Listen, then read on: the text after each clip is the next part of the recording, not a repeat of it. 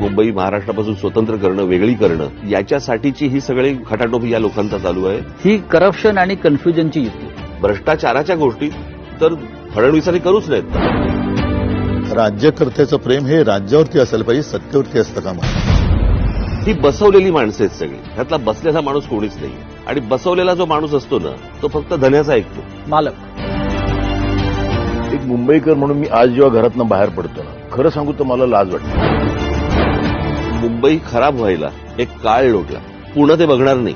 पुढं लवकरात लवकर बर्बाद होईल. सगळ्यात मोठं संकट हे गौतम अडाणी मुंबई गिळतोय.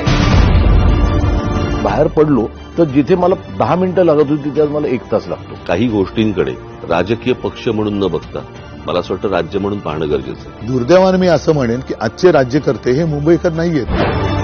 मुंबईमध्ये मुंबईकरांना काय पाहिजे तुम्हाला तिथे जन्माला आल्याशिवाय कळणार नाही. साताऱ्यामध्ये ड्रगची फॅक्टरी डेप्युटी सीएमच्या दारात पकड. लोकांनी जर समजा मतदानातनं राग व्यक्त नाही केला तर मला असं वाटतं की ते मग आपण म्हणतो ना नंतर की ते राजानं मारलं काय आणि पावसानं झोडलं काय, तक्रार कोणाकडे करायची? तुमच्याकडे करणार लोक तक्रार. म्हणजे आमच्याकडे फक्त तक्रार, मतं नाही.